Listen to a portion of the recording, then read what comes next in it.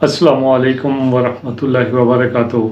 जहांगीर मुग़ल अपने programme book reading की किताब मुतालिआ सीरत सल्लल्लाहु अलैहि वसल्लम 21वीं सदी में की 24वीं किस्त के साथ हाजिर हूँ।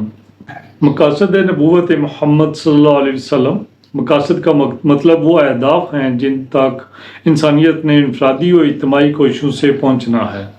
ये दर्जा बदर्जा मनाज़िल हैं जिनका आगाज़ पहले इंसान से हुआ और आखिरी इंसान तक जारी रहेगा। मकासद के तैनात को हम हिकमत अमली और लाया अमल कह सकते हैं, जो नबूवत मोहम्मद सल्लल्लाहु अलैहि वसल्लम की सतह पर मुतय्यन किए गए हैं। ये जस्तजू और आगे बढ़ने के मुहर्रिकात व अहदाफ हैं। हदफ नंबर 1, शऊर हकीकी की हकीकी पहचान। शऊर हकीकी एक हकीकत था, अदम से हकीकत था, हकीकत है। इल्म नबूवत के साथ इल्म जदीद का भी एतराफ़ हकीकत है। हकीकत रहेगा क्योंकि खुदा ही वाहिद हकीकत है। कुरान में जा बजा इस हकीकत की अब्दियत का ऐलान है। यही ऐलान इंसान का अव्वल हदफ है, अरशाद बारी ताला है। और ए नबी, लोगों को याद दिलाओ, तुम्हारे रब ने एक घड़ी बनी आदम अलैहिस्सलाम की पुश्तों से इनकी नस्ल को निकाला था और इन्हें खुद इनके ऊपर गवाह बनाते हुए पूछा था, क्या मैं तुम्हारा रब नहीं हूँ? उन्होंने कहा, ज़रूर आप ही हमारे रब हैं, हम इस पर गवाही देते हैं। सूरह अराफ। गोया अव्वल व आखिर हदफ हर इंसान की फितरत में मौजूद है। इंसान एक कायनात है और यही हकीकत कायनात है। राज हकीकत इसकी सरशस्त में पोशीदा है। चांद, सितारों और ज़मीन और आसमान की कायनात वो दलाइल हैं जो राज हकीकत को साबित करते हैं। मकासद अम्बिया सबका और मकासद नबूवत मोहम्मद सल्लल्लाहु अलैहि वसल्लम इंसान को फितरत की सीधी लकीर पर कारबंद रखने का बंदोबस्त है। हदफ नंबर 2, हिदायत इलाही से आगाह करना। फितरत इंसान का राज इंसानियत का मुसलसल हदफ है। सिलसिला अम्बिया इसलिए था और आप सल्लल्लाहु अलैहि वसल्लम को इस बाबत कामल हिकमत देकर ज़्यादा ज़िम्मेदारी दी जो कामयाबी से आगे बढ़ रही है। अरशाद है कि उसने उनके दरमियान खुद इन्हीं में से एक रसूल भेजा। आले इमरान आयत नंबर 164। हदफ नंबर 3, ज़हनी और जिस्मानी यकसुई का लाया अमल। इंसान की फितरत ऐसी बनाई गई है जो अंदर ही अंदर हर आन आमादा जंग रहती है। सरकशी और बगावत हदफ के हसूल में रुकावट बनते हैं। मकासद नबूवत में ईमानियात और इबादत का निज़ाम ज़हनी और जिस्मानी यकसुई का लाया अमल है और सरकशी और बगावत की मज़ाहमत के ख़ात्मा के लिए तैयार करता है। ये कामयाब और कारगर नुस्खा है, लेकिन इसका इम्तहान मामलात में पढ़कर होता है। पाकीज़गी से ये नज़र बीना पैदा होती है। कुरान में है वयुज़क्कीहिम और अपनी इनको पाक करता है। आले इमरान 62। हदफ नंबर 4, किताब और हिकमत की तालीम। किताब से मुराद कुरान मजीद है जो आप सल्लल्लाहु अलैहि वसल्लम का कामल दस्तावेज़ बतौर वही नाजिल हुई। इस किताब में इंसान को डूबने की तलकीन की, इसके राज और हिकमतें जो इसके अंदर पिनहा हैं पाने की उम्मीद दी। इंसानी फितरत का राज भी इंसान के अंदर और इससे पाने की सलाहियत भी इंसानी फितरत के अंदर मौजूद है। इस सलाहियत को जिला बख्शने, तरगीब देते रहना, आगे बढ़ने के मुहर्रिकात फराहम करना, मायूसी और नाउमीदी से दूर रखना कुरान के अंदर पिनहा है। हदफ नंबर 5, मौत और आखिरत। मकासद नबूवत में ये एक अहम तरीन मकसद है। खुदा, रसूल सल्लल्लाहु अलैहि वसल्लम और आखिरत आपस में बाहम जुड़ा हुआ फ़लसफ़ा है। जिस तरह उसने तुम्हारी इब्तिदा की, इसी तरह तुम लौटोगे। इनफरादी ज़िंदगी की इब्तिदा इज्तिमाई ज़िंदगी में डलती जाती है। इनफरादी ज़िंदगी का ख़त्मा होता है, मगर इज्तिमाई ज़िंदगी एक मुअय्यन वक्त तक जारी रहेगी। इनफरादी ज़िंदगी का मकसद इज्तिमाई ज़िंदगी के लिए समर आवर होना था। यही आखिरत का सवाल होगा। नबूवत इस सवाल के जवाब के लिए कदम कदम पर रहनुमाई करती है। मकसदियत के नस्बुलैनी तैनात।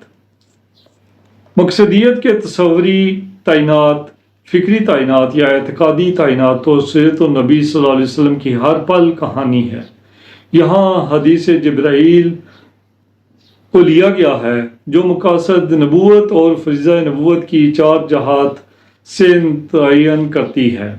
جامع حدیث ہے، فرشتہ جبرائیل علیہ السلام صحابہ کرام رضی اللہ تعالیٰ عنہ کی موجودگی میں آپ صلی اللہ علیہ وسلم کی بارگاہ میں حاضر ہوتا ہے اور اس کے سوالات و جوابات کی روشنی میں آپ صلی اللہ علیہ وسلم اسلام، اعتقادی و نسب العینی مدعا کے اجزاء، ان اجزاء کے عملی اراکین اور پھر بازار دنیا میں رہ کر عملی و کرداری معاملات اور سفر انسانیت کی نتیجہ خیزی کی نشاندہی کرتے ہیں۔ اس مقالہ میں سیرت رسول صلی اللہ علیہ وسلم کے تصوری، فکری، اعتقادی اور نسب العینی جہت زیر بحث ہے۔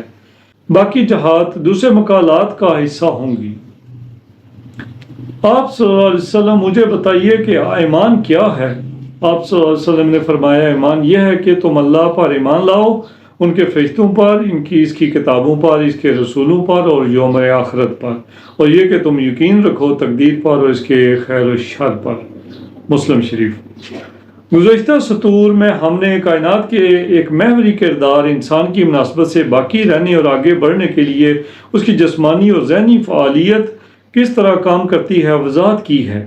ہر انسان شعور کی دنیا میں قدم رکھتا ہے تو سوچنا شروع کرتا ہے۔ مقالہ کے آغاز میں وہ سوالات رکھے ہیں۔ دلچسپ بات یہ ہے کہ یہی سوالات پہلے انسان کے بھی تھے اور آج علم جدید اور ترقی یافتہ شخص کے بھی یہی سوالات ہیں۔ سوالات ڈھونڈنے کے لیے آنکھیں کھولتا ہے، دیکھتا ہے، سنتا ہے، ذائقہ لیتا ہے، چھوتا ہے۔ یہ ساری حصیں یا حرکتیں اس کے دماغی حصے پر عملہ آور ہوتی ہیں اور اس کے ذہن میں ایک جسمانی یا مشینی عمل شروع ہوتا ہے۔ اسے حکماں علم جدید میں 4 عنوانات دیتے ہیں: احساس، تصورات، جذبات، ارادہ۔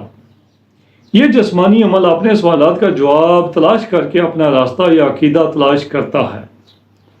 اس منظر پر انسان جسمانی یا مشینی درجہ سے اوپر اٹھنا شروع کر دیتا ہے اور وہ ذہنی میدان میں غور و فکر و تدبر کی صورت بناتا ہے اور عقیدہ و ایمان، رہبری کے یقینی ماخذات، تصدیقی لوازمات اور یقین کے امکانات کی طرف بڑھتا ہے۔ اس عمل میں ماضی و حال کے انسان کے تمدنی نتائج اس کے اس عمل میں ساتھ ساتھ ہوتے ہیں۔ ہم نے انہیں مختصر یہ ترین عنوانات مذہب، کائنات، تمدن و تاریخ اور علمیات دیے ہیں۔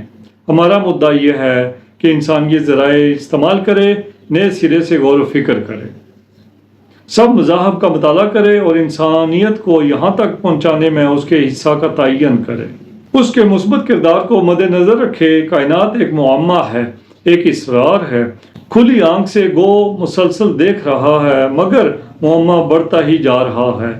اس لیے یہ مشاہدہ کا تسلسل جاری رکھے۔ تمدنی ارتقاء انسان کے افعال و اعمال سے وابستہ ہے۔ انہی واقعات و حادثات کی معلومات تاریخ ہے اور پھر علم جدید، علم قدیم کے ارتقاء کے اس موڑ پر علم ایک وسیع سمندر بن گیا ہے۔ علم سب کا سب وہی سے آتا ہے اور منشا خداوندی کے خلاف کچھ نہیں ہوتا ہے۔ یہ سطور 21ویں صدی میں بیٹھے لکھی جا رہی ہیں۔ اس تحریر کا مقصد یہ ہے کہ آج کا جدید انسان، چاہے وہ غیر مسلم ہے یا مسلم، محمد مصطفیٰ صلی اللہ علیہ وسلم نے جو مقصدی لایا عمل دیا ہے وہ آج کے دور میں کتنا مقصدی جا رہا ہے اور کتنا غیر مقصدی یا مقصدی ہے اور کتنا عملی ہے۔ انسانیت کی فلاح کا یہ آخری لایا عمل ہے۔ انسان جتنا جلد اس طرف زیادہ متوجہ ہوگا، زندگی کی سمت اس پر کاربند ہونے کا ٹھوس لایا عمل، پاکیزگی، عمل پیرا ہونے کے اطمینان بخش محرکات، تصدیقات اور یقین پائے گا۔ اس سارے میکانزم کی تائید آپ صلی اللہ علیہ وسلم نے یوں کی: ایمان معرفت قلب، زبان سے اقرار اور اعضاء و جوارح سے عمل کا نام ہے، اور یوں انسان کے لیے ابدی و مقصدی نصب العین اور اس کے تعینات کو سند جواز بخشی، جو آج 21ویں صدی میں بھی وہی اہمیت رکھتے ہیں جو ابتدا میں تھی۔